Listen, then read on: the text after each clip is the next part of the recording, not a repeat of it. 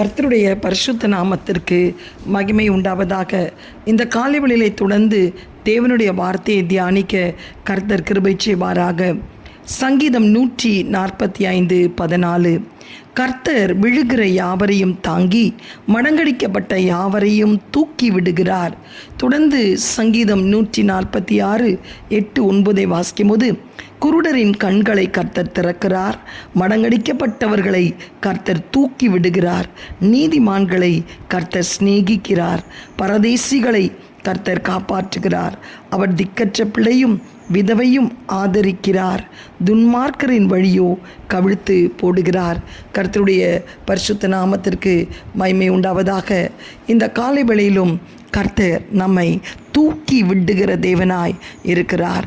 கர்த்தருக்கு மடங்கடிக்கப்பட்ட யாவரையும் இயேசு தூக்கி விடுகிறார்.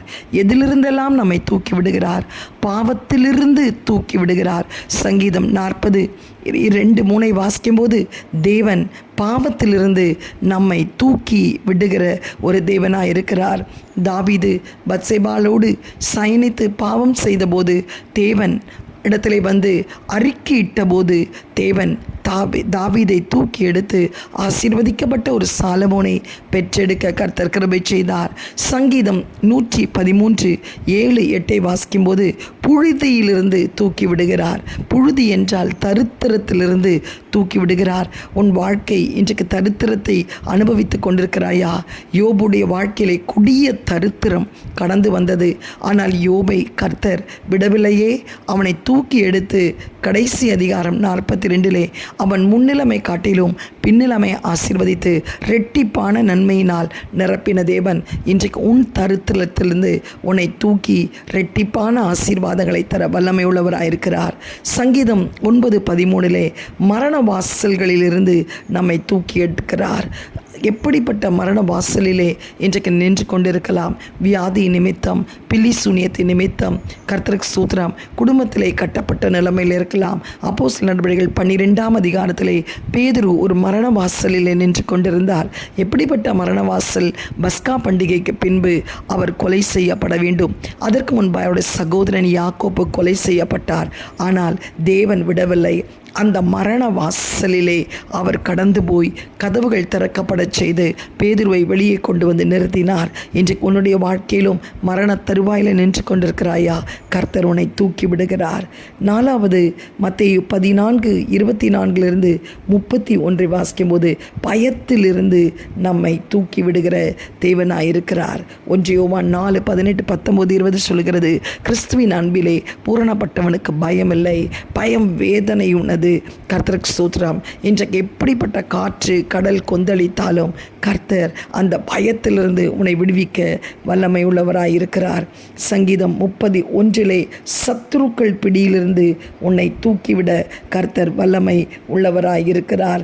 அந்த சத்துருக்களுக்கு மத்தியிலே உனக்கு பந்தியை ஆயத்தப்படுத்தி தலையாய் எண்ணெயால் அபிஷேகம் பண்ணுவார். 2 நாளாகும் 20ஆம் அதிகாரத்திலே யோசபாத் என்ற ராஜாவுக்கு விரோதமாய் மோவாபியர், அம்மோனியர், தேசத்தார் வந்தபோது கர்த்தர் நல்லவர், அவர் கிருபை என்றும் உள்ளது என்று பாடி துதி செய்ய தொடங்கின போது கர்த்தர் அவனை அந்த சத்துருக்களின் பிடியிலிருந்து தூக்கி எடுத்ததை நாம் பார்க்கிறோம். மார்க் 9:27 வாசிக்கும் போது, அசுத்த ஆவியிலிருந்து கர்த்தர் தூக்கி விடுகிற வல்லமை உள்ளவராயிருக்கிறார். இன்றைக்கு உங்கள் பிள்ளைகள் பலவிதமான அசுத்த ஆவியினால் பிடிக்கப்பட்டிருக்கிறார்களா? இச்சையின் ஆவி, கீழ்ப்படியாமையின் ஆவி, பெருமையின் ஆவி, மேட்டிமையின் ஆவி, பிரிவினை ஆவி உன் குடும்பத்தை அசுத்தம் ஆவி அலக்கழித்து கொண்டிருக்கிறதா? இந்த காலவெளியிலே கர்த்தர் உன்னை தூக்கி எடுக்கிறார். கடைசியாய் சங்கீதம் 18:16 ஜலப்பிரவாகத்திலிருந்து கர்த்தர் நம்மை தூக்கி எடுக்கிற தேவனாயிருக்கிறார். எப்படிப்பட்ட இயற்கை சீற்றங்கள் மூலமாய் இன்றைக்கு நாம் கர்த்தருக்கு சோதர பலவித கஷ்டங்களை அனுபவித்திருந்தாலும் தேவன் அதிலிருந்து தூக்கி விடுவார்.